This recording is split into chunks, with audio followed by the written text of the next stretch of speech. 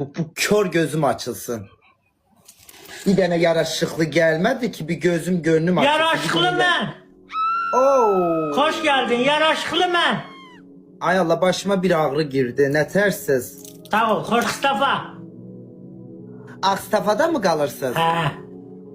Ne iş görürsünüz? Heç nə boşluqdur salamatçılıq. Neçə yaşın var? 19. Abo. Özel bir probleminiz var? Hə. Ne problemi var? Canının sağlığı yaxşıyam sağ ol.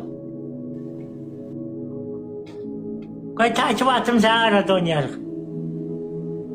Sen Azərbaycanlısan?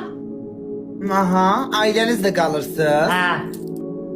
Akşama kadar evin içinde ostura ostura yatırsan. Ay yox səndən çox osuramda heç osuram, narahat olma. Adam evin içində osurar, tərbiyəsiz. Yəqin evin içində osursan da belə pis çıxmasın. Nedir ki de, onun dəqiqəsi olur saklayayım gedin çöldə eləyim gəlmə. Hacı çöldə osur da tərbiyəsiz. Oo, ayıp şeyler danışma. Bakıya gelip gelirsen Morxan. Ya mənim xarici pasportum yoxdur. İnşallah xarici pasportum olsun gələcəm.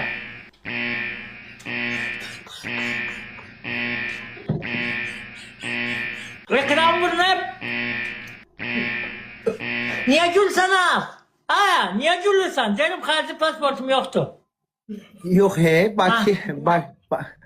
Sen hardasın bu dəqiqə? Ben buradaki Akstafa'da. Akstavadan Bakıya gelmek için harcı pasportu Ben neymiş? neyle gelirler?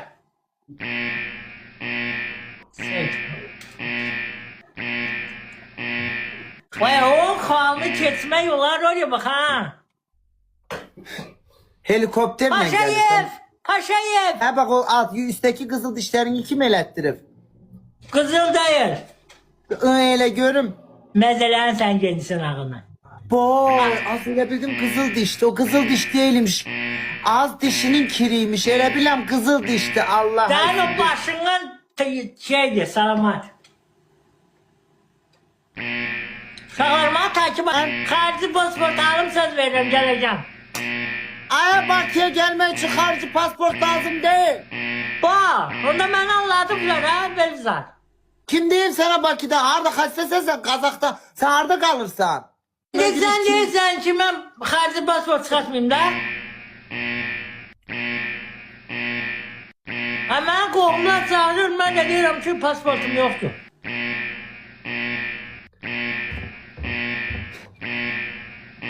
Allahu Ekber. Aa, Ne bak doğum ilin nerede doğum ilin? doğum ilim Meymun.